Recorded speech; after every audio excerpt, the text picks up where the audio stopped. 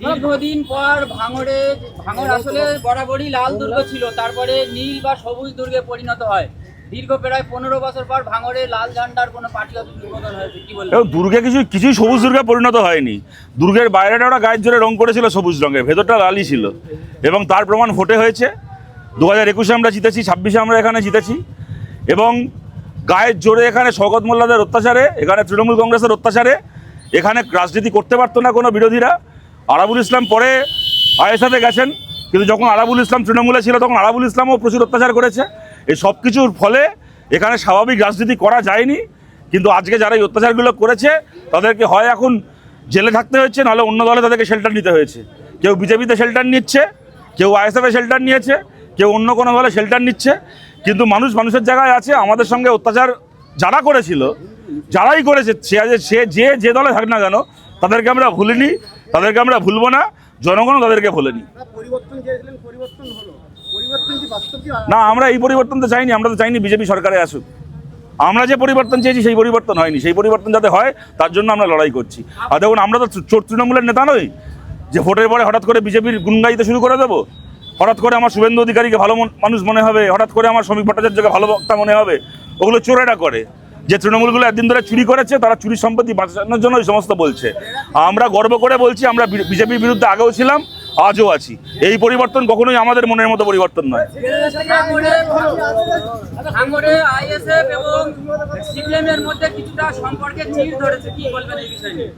দেখুন, সিপিআইএম এর সাহায্য না থাকলে এখানে আইএসএফ জিততো না। আবার এখানে আইএসএফ জিতেছে বলে এখানে আমরা পঞ্চায়েতে কি আজকের তারিখে আমরা আইএসএফ জিতেছে বলে আমরা সিপিএম এর মানুষও আজকে মাথা উঁচু করে গর্ব করে বলতে পারছি যে নওশাদের মতো একজন বিধায়ক আমাদের জোট থেকে জিতে বিধানসভায় আছে। সুতরাং দুটো পার্টি একে অপরের বন্ধু হিসেবেই থাকবে, এটাই কাঙ্ক্ষিত। যদি কোথাও কোনো ভুল বোঝাবুঝি হয়ে থাকে, আমাদের বিশ্বাস সেটা মিটে যাবে। এখানে আইএসএফের সাথে সিপিআইএম 2021-এর ভোটের আগে থেকে একসঙ্গে লড়াই করে এসছে। পরবর্তীকালে আজকে তো না হয় আরেকজন আমাদের বিধায়ক জিতে গেছে, কিন্তু আগের টার্মে আপনারা দেখেছেন বিজেপির অতজন বিধায়ক তারা তৃণমূলের কাছে বিক্রি হয়ে গেছিলো, কিন্তু নওশাদ একজন বিধায়ক ছিল আইএসএফ থেকে, সে তৃণমূলের কাছে বিক্রি হয়নি। তাকে জেলে যেতে হয়েছে, মিথ্যে মামলায় ফাঁসতে হয়েছে, অনেক কিছু করতে হয়েছে, কিন্তু তাকে কিনে নেওয়া যায়নি। সুতরাং আমরাও তার জন্য গর্বিত। যদি কোথাও কোনো ভুল বোঝাবুঝি হয়ে থাকে সেটা নিশ্চয়ই সময়ের সঙ্গে মিটে যাবে বা মিটিয়ে নেওয়া হবে। আপনারা বুলডোজারের বিরোধিতা করছেন, আজকে মৌখালীতে অরণ্যের কুলে অর্থাৎ শওকত মোল্লার ছেলের ক্যাফেতে বুলডোজার চলেছে, এরও কি বিরোধিতা? না, কেন করতে যাবো? আমরা বুলডোজারের বিরোধিতা করছি না। বুলডোজার আমরা সবসময় চাই যে চোরেদের আর লুটারাদের ঘরের উপর দিয়ে চলুক, গরিব সাধারণ মানুষের ঘরের উপর দিয়ে না চলুক। আজকে শওকত মোল্লা জিতে গেছে, শওকত মোল্লা ভোটে হেরে গেছে বলে আজকে ও জেলে আছে, ওর ছেলের সম্পত্তির উপর দিয়ে বুলডোজার চলছে। আর জাভেদ খান জিতে গেছে বলে আর জাভেদ খান বাইরে ঘুরে বেড়াচ্ছে, আর জাভেদ খানের ছেলের চুরাই সম্পত্তিগুলো আজকে রক্ষা পেয়ে গেছে। আমাদের আপত্তির জায়গাটা সেখানে। শুভেন্দু অধিকারী নিজে মিটিংয়ে বলেনি যে জাভেদ খানের ছেলে ফয়াজ খানের নামে 90টা প্রপার্টি আছে, ওর ফয়াজ খানের প্রপার্টিতে ইললিগাল বলে নোটিশ দিয়ে আসেনি কলকাতা পুরসভা। অভিষেক ব্যানার্জির প্রপার্টি তার থেকে 1.5 মাস আগে নোটিশ দিয়ে আসেনি কলকাতা পুরসভা। তাহলে যে ফয়াজ খানের বাড়ি ভাঙা হচ্ছে না, অভিষেক ব্যানার্জির বাড়ি ভাঙা হচ্ছে না, ভাঙা হচ্ছে খালি গরিব মানুষগুলোর বাড়ি, গরিব মানুষগুলোর দোকান। আমাদের আপত্তিটা সেই জায়গায়। বুলডোজারের প্রশ্ন না, বুলডোজারটাকে কার ওপর প্রয়োগ করা হচ্ছে তার উপর আপত্তি। আপনারাও খুব ভালো করে জানেন, আর যদি শওকত হেরেছে বলে জেলে, জাভেদ খান জিতেছে বলে বিজেপির সঙ্গে সেটিং করে বাইরে, যদি উল্টোটা হতো, আর যদি শওকত মোল্লা জিততো, তাহলে দেখতেন শওকত মোল্লার ছেলের ক্যাফেটা যেরাম দাঁড়িয়ে আছে ওরকমই দাঁড়িয়ে থাকতো। আর জাভেদ খান হারলে জাভেদ খানের ছেলে এখন তার সম্পত্তি ভাঙা হতো, জাভেদ খান এখন জেলে থাকতো। আমাদের আপত্তিটা এই জায়গায়। দিনের পর দিন যেভাবে ধর্মীয় বিভাজনের সৃষ্টি হচ্ছে, এর বিরুদ্ধে আমরা মানুষকে এক থাকতে আবেদন করছি। এবং আপনারা দেখতে পাচ্ছেন এই যে ধর্মীয় বিভাজন, এরা কেউ ধর্ম করার জন্য না। শুনুন, সিপিআইএম কখনো ধর্ম নিয়ে রাজনীতি করেনি, কিন্তু সিপিআইএমের আমলে কোনোদিন কেউ কল্পনা করতে পারতো না কোনো সিপিএম নেতা বা কি কোনো সিপিএমের মহিলা বিধায়কের বর ফোন করে এলাকার মন্দিরের সেবায়তকে বলবে, পুরোহিতকে বলবে রোজ সন্ধ্যাবেলা প্রণামী বাক্সটা আমার বাড়িতে জমা দিয়ে যাবে, যেটা আমরা পানিহাটিতে দেখলাম।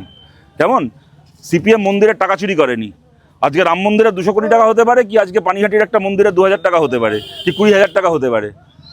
এই যারা বেশি ধর্ম করে রাজনীতি করছে, তারা মন্দিরের টাকা চুরি করা রাজনীতি করছে। তারা প্রথমে ভোটের আগে ধর্মের নামে আপনার ভোটটাকে নেবে। হাবড়াতে যে বাড়িতে গিয়ে ভোটের আগে বলে এসেছিল আমি হিন্দু তাই আমাকে ভোট দাও, ভোটের পরে সেই বাড়িতে গিয়ে বলছে তুমি বেআইনি দখলদার, তোমার বাড়িটা আমি ভাঙবো। ভোটের আগে যে ছিল হিন্দু, ভোটের পরে সে হয়ে গেল বেআইনি দখলদার। আমাদের লড়াইটা এই রাজনীতির বিরুদ্ধে।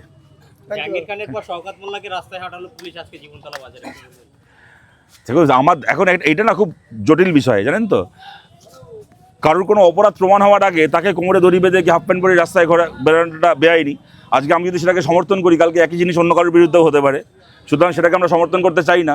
আবার এটাও ঘটনা, শওকত মোল্লারা যে অত্যাচার করেছে তাদের এদের খালি কোমরে দড়ি বেঁধে নয়, এদের জুতোর মালা পরিয়ে উল্টো গাধার পিঠে চাপিয়ে মাথা ন্যাড়া করে ওদেরকে গোটা এলাকায় ঘোরানো উচিত। এটাও ঘটনা।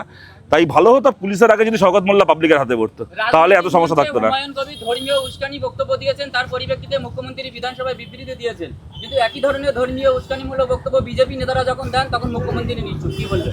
আচ্ছা, আপনি বলছেন এ কথাটা, বিজেপি নেতা এরকম কোনো উস্কানিমূলক বক্তব্য দিয়ে গ্রেপ্তার হয়নি আজ অব্দি। আচ্ছা, হুমায়ুন কবিরও কি এটা এই বক্তব্য দিয়ে গ্রেপ্তার হলেন না তো? আলটিমেটলি তো দিলীপ ঘোষকেও গ্রেপ্তার হতে হলো না, হুমায়ুন কবিরকে গ্রেপ্তার হতে হলো না, তাই তো? গ্রেপ্তার হলো কারা? যে কর্মীরা ওখানে মিটিংটা করছিল, আয়োজক দু একজন গ্রেপ্তার হলো।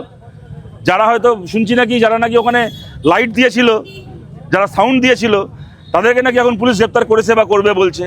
শুভেন্দু অধিকারী মিটিং করে বললেন বিধানসভায়, যারা আপনাকে ডেকেছিল, সভাটা যারা আয়োজন করেছিল, আগে তাদেরকে ধরবো। সুতরাং এই রাজনীতিটা আমাদের বুঝতে অসুবিধা হচ্ছে।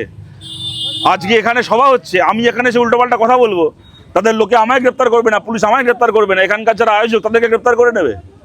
এর মানেটা কি? গরিব একজন কর্মী, মানে এই হুমায়ুন কবিরের যে পার্টি, সেই পার্টির একজন বুথ স্তরের গরিব কর্মী, সে জেল খাটবে, কিন্তু হুমায়ুন কবির বিজেপির কাছ থেকে বাবরি মসজিদ করার নাম করে বাবরি মসজিদের জিগির তোলার জন্য 10 কোটি টাকা পাবে। ওর ভিডিওতেই আপনারা শুনেছিলেন। এই রাজনীতি করে করে আজকে পশ্চিমবাংলায় বিজেপি ক্ষমতায় এসছে। যখন হুমায়ুন কবির বলেছিল 30% হিন্দুকে কেটে ভাগীরথীতে ভাসিয়ে দেবো, তখন মমতা ব্যানার্জি হুমায়ুন কবিরকে গ্রেপ্তার করেনি। কিন্তু ওই রাজনীতি করে মমতা ব্যানার্জি ওই আবু তাহেরদেরকে আর ওদের বাকি ওই ইউসুফ পাঠানদেরকে মুর্শিদাবাদ থেকে ভোটে জিতিয়ে নিয়েছিল। করে কি হলো? এখন যখন সরকারটা পাল্টে গেল, তখন ওই আবু তাহের আর ইউসুফ পাঠান তখন বিজেপির সাথে লাইন করে নিল। মাঝখান থেকে পশ্চিমবাংলার সাধারণ মানুষের ঘাড়ের উপর বিজেপি সরকার এসে বসলো। ওই জন্য আপনাদেরকে আবেদন করছি, হুমায়ুন কবিরকেও সমর্থন করবেন না, হুমায়ুন কবিরের রাজনীতিও সমর্থন করবেন না, দিলীপ ঘোষের রাজনীতিও সমর্থন করবেন না।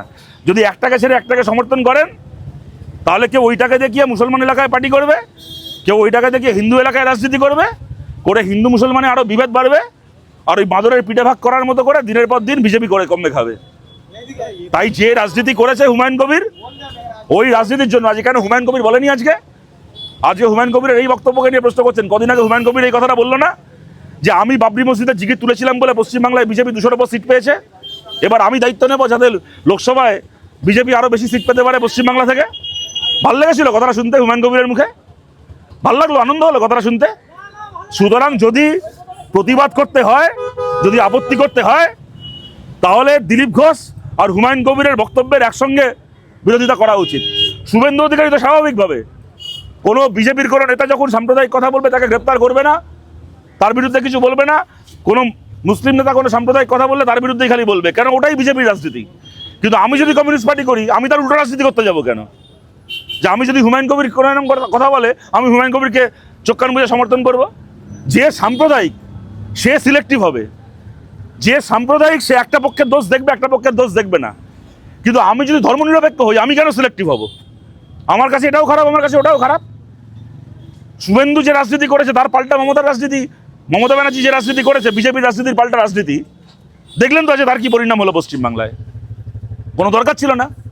বামফ্রন্ট সরকার কোনোদিন ইমাম ভাতা দেয়নি, কিন্তু বামফ্রন্ট সরকার থাকতে আসানসোলের ইমাম সাহেবের মতো কোনো ইমামকে তার ছেলেকে দাঙ্গায় হারাতে হয়নি। আর মমতা ব্যানার্জির এই রাজনীতি আজকে পশ্চিমবাংলায় কী পরিণতি করলো দেখতে পাচ্ছেন। তাই আপনাদেরকে বলছি, আপনাদের সবার কাছে বা আপনাদের কাছে বলে নয়, আপনাদের মাধ্যমে আমরা বিজেপি বিরোধী মানুষের কাছেও আবেদন করছি যে সত্যিকারের বিজেপি বিরোধীদেরকে চিনতে হবে। কারা দিনের আলোয় হিন্দু মুসলমান গল্প শুনিয়ে তারা একটা করে ভোট পার করবে, আর ভোটের পরে গিয়ে বিজেপির সঙ্গে লাইন করে নেবে, বিজেপির সঙ্গে সেটিং করে নেবে, দিনের বেলা বিজেপির বিরুদ্ধে বলবে, রাত্রিবেলা বিজেপির কাছ থেকে 10 কোটি টাকা পাবে মন্দির মসজিদে জিগির তোলার জন্য। তাদেরকে আগে চিহ্নিত করা দরকার, কারণ তাদের জন্যই আজকে পশ্চিমবাংলার মতো একটা রাজ্যে আজকে বিজেপি এই জায়গায় এসছে।